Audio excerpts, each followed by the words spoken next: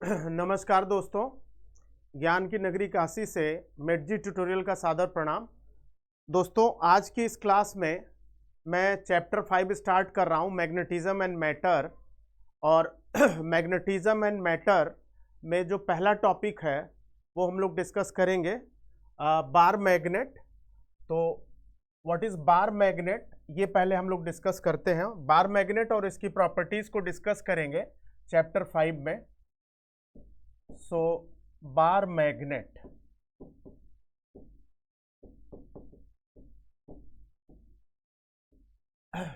Magnet in form of a bar is bar magnet, and it is also called magnetic dipole. South pole, north pole, length of bar magnet is L, and ये magnetic dipole movement है। ये एक bar magnet है। South pole, north pole, south pole की pole strength -m ली जाती है और north पोल की +m ली जाती है। स्मॉल m को कहते हैं पोल स्ट्रेंथ, पोल स्ट्रेंथ। इसको मैग्नेटिक चार्ज भी कहते हैं, पोल स्ट्रेंथ या मैग्नेटिक चार्ज। और इस बार मैग्नेट का साउथ पोल नेगेटिव और नॉर्थ पोल पॉजिटिव है। ये मैग्नेटिक डायपोल मूवमेंट है। मैग्नेटिक डायपोल मूवमेंट जो होता है वो m vector pole strength multiplied by, ये सेपरेशन हमने L या 2L जो भी लिया हुआ है, अगर इसको हम 2L लेके चलते हैं तो m × 2L, ये मैग्नेटिक डायपोल मूवमेंट का फार्मूला हो गया। और इसका डायरेक्शन हमेशा साउथ टू नॉर्थ होता है बच्चों, negative pole to positive pole, south to north होता है।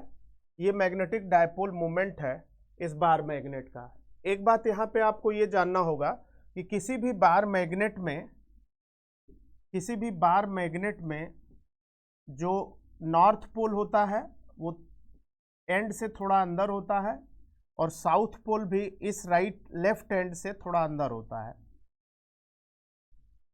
इन दोनों पोल के बीच जो ये डिस्टेंस है, इसको हम कहते हैं मैग्नेटिक लेंथ। इसको हम कहते हैं magnetic length of bar magnet. इस साउथ और इस नॉर्थ के बीच की डिस्टेंस को हम मैग्नेटिक लेंथ कहते हैं। और इन दोनों एंड्स के बीच जो डिस्टेंस है, यहाँ से लेके यहाँ तक की ये पूरी डिस्टेंस, इसको हम कहते हैं geometrical length of bar magnet. इसको कहते हैं this is geometrical length of bar magnet, geometrical length of bar magnet. तो ये बार मैग्नेट में दो लेंथ है, मैग्नेटिक लेंथ और ज्योमेट्रिकल लेंथ। और इसका जो रेशियो होता है बेटा, magnetic length divided by geometrical length,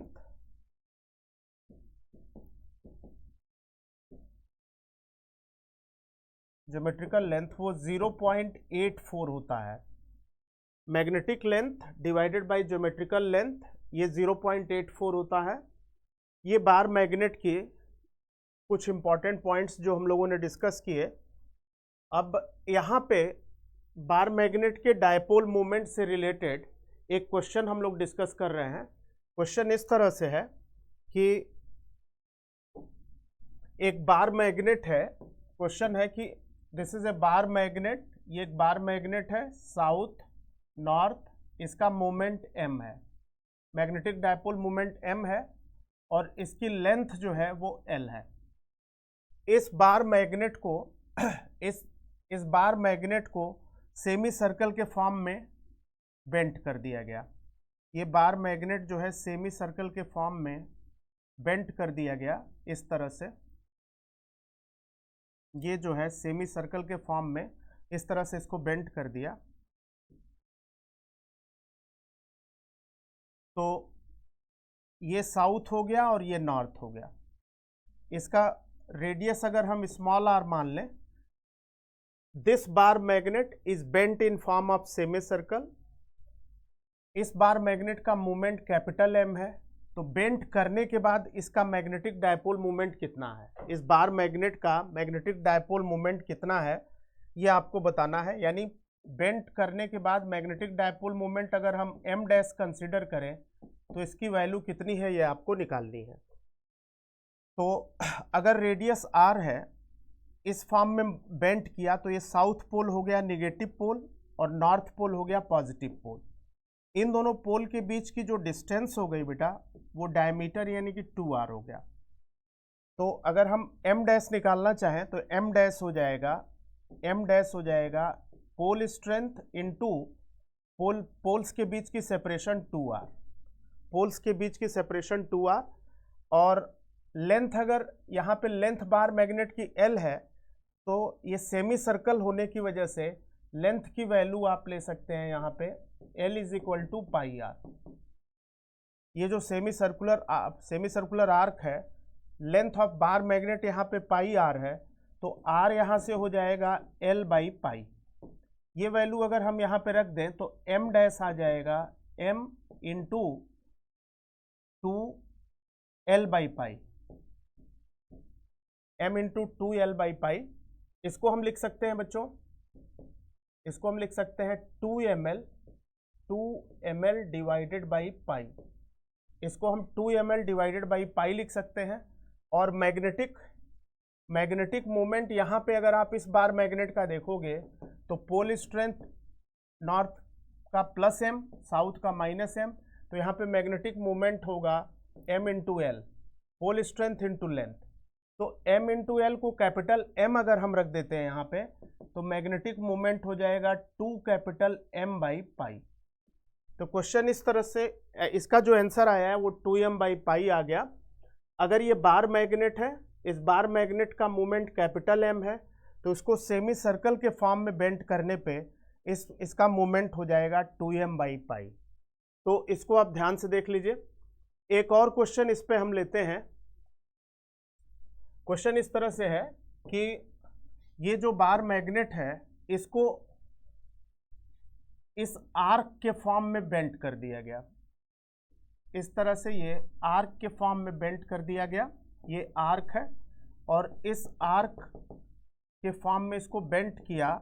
यहाँ पे ये एंगल 60 डिग्री है। This is south, this is north. ये जो बार मैग्नेट है, इस बार मैग्नेट को इस आर्क के फॉर्म में बेंड किया और आर्क के फॉर्म में बेंड किया, ये एंगल 60 है।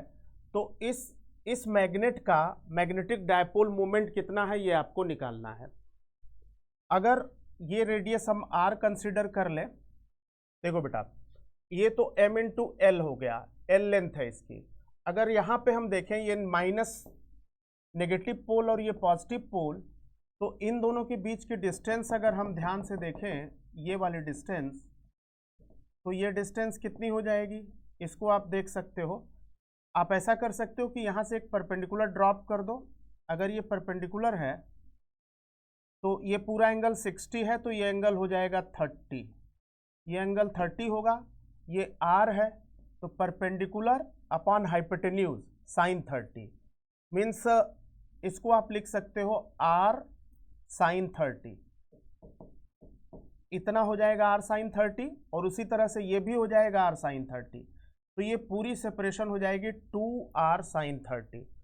तो अगर हम m डैश निकालें, इस केस में अगर हम इस आर्क का मैग्नेटिक मोमेंट निकालें m डैश, तो ये हो जाएगा m into 2r sine 30, small m into 2r sine 30। ये हो जाएगा m इंटू 2r साइन 30 होता है 1/2, 2 से 2 कैंसिल, तो m इंटू r। ये डायपोल मोमेंट हो जाएगा इस आर्क मैग्नेट का।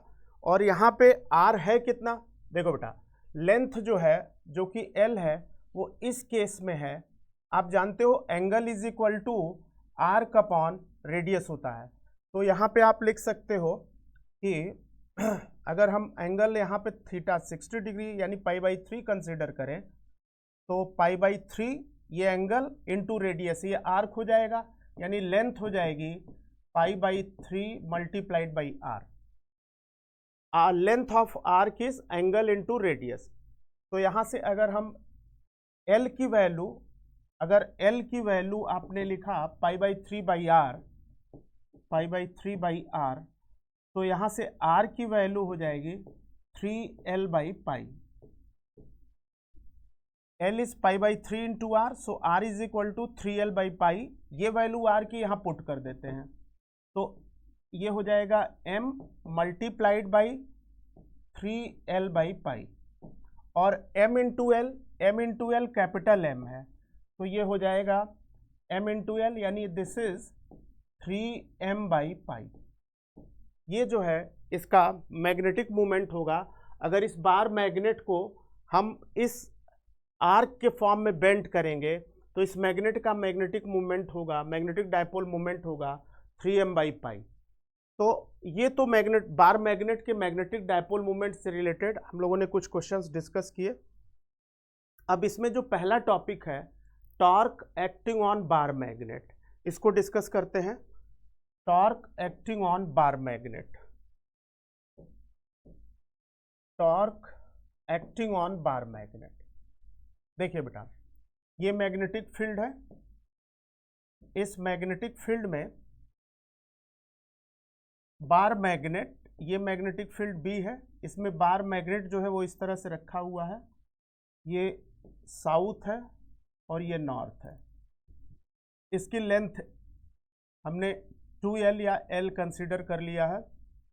यहाँ से एक हॉरिजॉन्टल लाइन ड्रॉ करें और ये एक वर्टिकल लाइन, ये एंगल थीटा है। Positive pole strength, negative pole strength, south pole की negative pole strength, positive pole पे फोर्स जो है मैग्नेटिक फील्ड के लॉन्ग लगेगा, और नेगेटिव पोल पे जो फोर्स है वो अपोजिट लगेगा फील्ड के। तो इसमें एक टॉर्क जनरेट होगा, वो टॉर्क होगा कितना, ये दोनों फोर्स अपोजिट लगेंगे तो जो टॉर्क जनरेट होगा वो होगा force multiplied by perpendicular distance, force multiplied by perpendicular distance. ये 2L है, ये थीटा है, तो ये हो जाएगा 2L साइन थीटा। यहाँ से लेके यहाँ तक ये perpendicular distance 2L sine theta हो जाएगा। तो आप अच्छा फोर्स, आप जैसे इलेक्ट्रोस्टैटिक्स में आप जानते हो F is equal to Q into E होता है, तो ये इलेक्ट्रिक फोर्स होता है, चार्ज इंटू इलेक्ट्रिक फील्ड। तो मैग्नेटिक फोर्स हो जाएगा, मैग्नेटिक चार्ज यानी pole strength M into electric field की जगह मैग्नेटिक फील्ड। तो इसको हम यहाँ पे अगर यूज कर लें तो M इंटू बी ये फोर्स हो जाएगा, और perpendicular distance 2L sine theta है, तो ये हो जाएगा 2L साइन थीटा। तो इस तरह से आ जाएगा 2ml into b sine theta. अच्छा, अगर लेंथ 2L है तो मैग्नेटिक मोमेंट हो जाएगा 2ml, तो इसको हम लिख सकते हैं capital M into b sine theta. ये टॉर्क का फार्मूला, बार मैग्नेट पर टॉर्क का ये फार्मूला हम लोगों ने निकाल लिया, tau is equal to mb sine theta. अब यहाँ पे टाउ वेक्टर फॉर्म में अगर टॉर्क को लिखे तो टाउ हो जाएगा m vector cross b vector, m vector cross b vector, ये टाउ हो जाएगा। तो इस तरह से ये torque acting on bar magnet, ये फार्मूला हम लोगों ने निकाल लिया। मैक्सिमम टॉर्क की बात करें तो मैक्सिमम टॉर्क होगा जब साइन थीटा की वैल्यू मैक्सिमम होगी, और साइन थीटा की मैक्सिमम वैल्यू 1 होती है, तो ये हो जाएगा mb, ये मैक्सिमम टॉर्क होगा जो इस बार मैग्नेट पे एक्ट करेगा। इस कॉन्सेप्ट पर एक जो बहुत इंपॉर्टेंट क्वेश्चन है उसको डिस्कस करते हैं। क्वेश्चन इस तरह से है कि एक बार मैग्नेट को लाइट स्ट्रिंग से सस्पेंड कर दिया, ये साउथ और ये नॉर्थ है, इसको लाइट स्ट्रिंग से सस्पेंड किया, मैग्नेटिक डायपोल मूवमेंट राइट है, मैग्नेटिक फील्ड भी राइट वर्ड है। इस मैग्नेटिक फील्ड में इस बार मैग्नेट को सस्पेंड कर दिया, तो ये इक्विलिब्रियम की कंडीशन में होगा, क्योंकि इस पर नेट फोर्स 0 होगा। नॉर्थ पॉजिटिव पोल पे फोर्स इधर लगेगा और नेगेटिव पोल पे फोर्स इधर लगेगा, इक्वल अपोजिट फोर्स कैंसिल करेंगे, तो ये इक्विलिब्रियम की कंडीशन में ये बार मैग्नेट होगा। क्वेश्चन ये है कि अगर इस बार मैग्नेट को स्लाइटली डिस्प्लेस करके छोड़ दें मतलब अगर इस बार मैग्नेट को थीटा एंगुलर डिस्प्लेसमेंट दे करके छोड़ दें तो ये बार मैग्नेट ऑसिलेट करेगा। जैसे ये बार मैग्नेट है, इसको थोड़ा सा डिस्प्लेस करके छोड़ दें तो इस तरह से ये ऑसिलेट करने लगेगा। अगर ऑसिलेट करने लगेगा तो इसका टाइम पीरियड कितना है ये आपको निकालना है। तो इस क्वेश्चन को सॉल्व करने के लिए आप सबसे पहले तो ये देखोगे कि इस बार मैग्नेट को अगर स्लाइटली थोड़ा सा एंगुलर डिस्प्लेसमेंट देके छोड़ा और ये ऐसे ऐसे ऑसिलेट करने लगा तो ये अपने मीन पोजीशन पर टॉर्क की वजह से रिस्टोर हो रहा है। और टॉर्क है कितना? टॉर्क है टॉर्क है minus M B sine theta. Torque है माइनस एम बी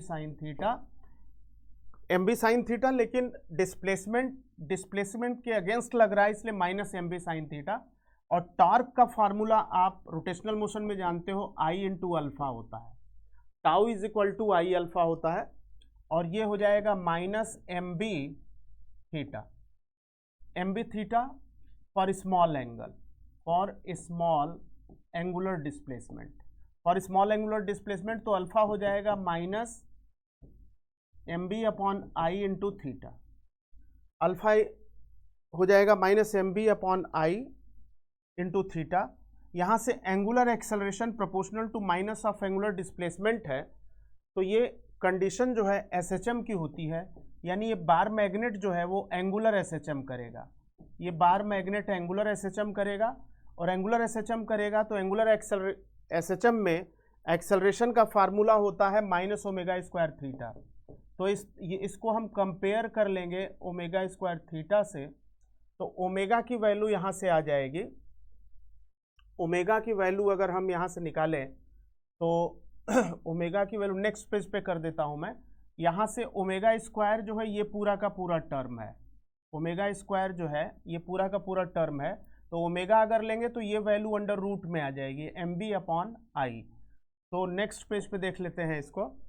अगर ओमेगा है under root m b upon I, तो ओमेगा आप जानते हो 2 पाई बाई टी होता है।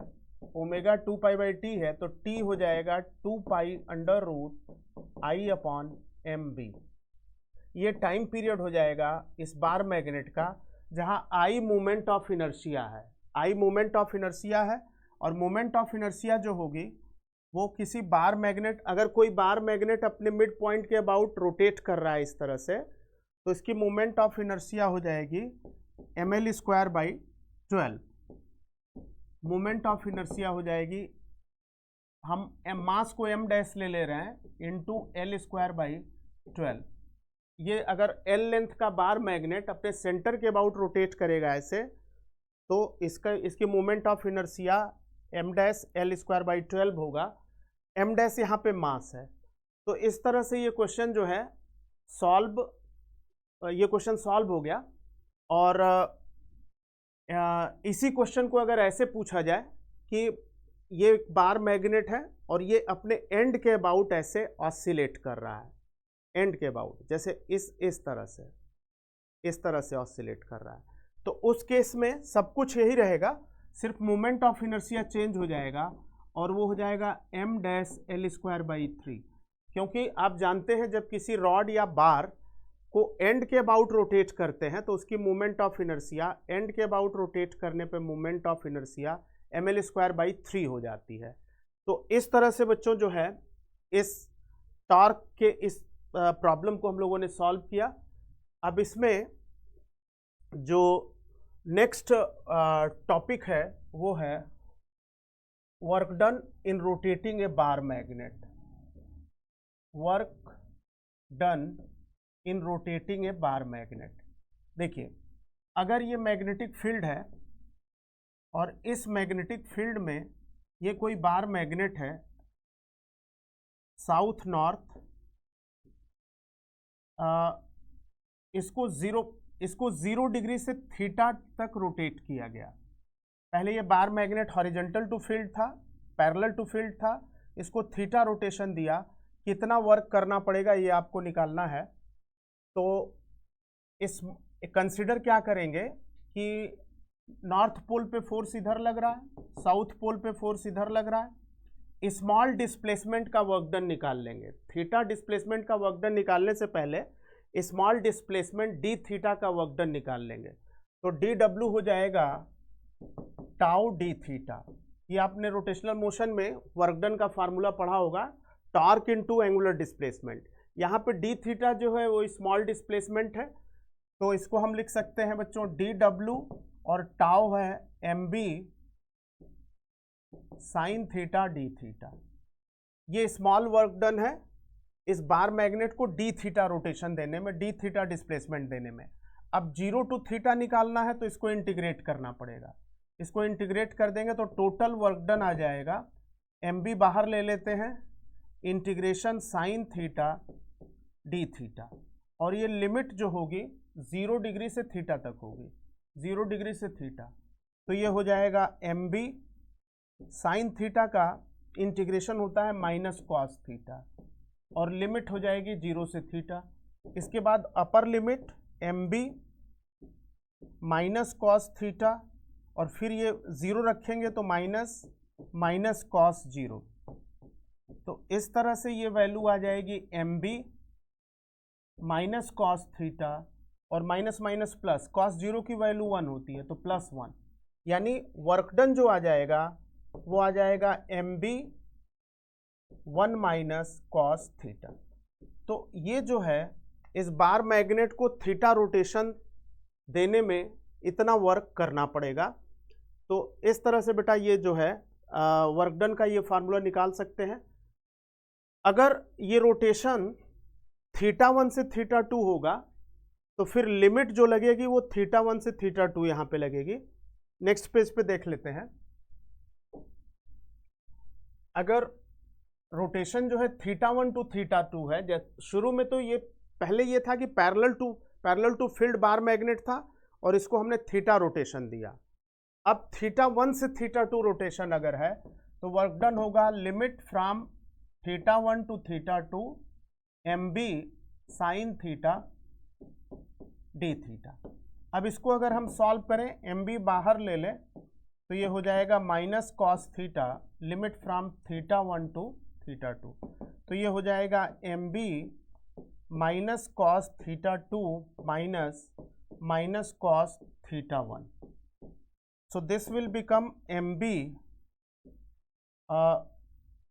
ये माइनस माइनस प्लस हो गया तो कॉस θ1 माइनस कॉस θ2। ये जो है वर्क डन का फॉर्मूला आ गया अगर बार मैग्नेट को θ1 से θ2 रोटेट करते हैं। अच्छा, अब यहाँ पे एक टर्म और हम लोग समझते हैं, इसको कहते हैं potential energy of bar magnet. Potential energy of bar magnet, potential energy of bar magnet क्या है?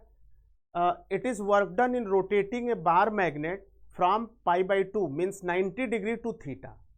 यानी ये वर्क डन अगर θ1 की वैल्यू π/2 ले लें और θ2 की वैल्यू थीटा, तो जो वर्क डन होगा वो पोटेंशियल एनर्जी के रूप में स्टोर हो जाएगा।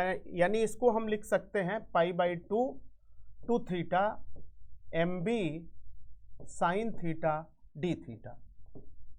अब इसको अगर हम सॉल्व करें तो ये वर्क डन हो जाएगा, एम बी बाहर ले लिया, minus cos theta limit from π/2 to theta. अब इसको सब्स्टिट्यूट करें तो ये आ जाएगा M B minus cos theta minus cos π/2, और कॉस π/2 की वैल्यू आप जानते हो, कॉस π/2 की वैल्यू 0 होती है, तो ये आ जाएगा minus M B cos theta. ये वर्क डन है और यही वर्क डन पोटेंशियल एनर्जी के रूप में बार मैग्नेट में स्टोर होगा, तो minus M B cos theta ये बार मैग्नेट की पोटेंशियल एनर्जी हो जाएगी। तो इस तरह से बार मैग्नेट के लिए हमने ये टॉर्क का, वर्क डन का और पोटेंशियल एनर्जी का फार्मूला हम लोगों ने निकाला। आज नेक्स्ट वीडियो में इस पर कुछ प्रॉब्लम्स डिस्कस करेंगे और फिर इसके बाद आगे टॉपिक लेंगे। थैंक यू बच्चों।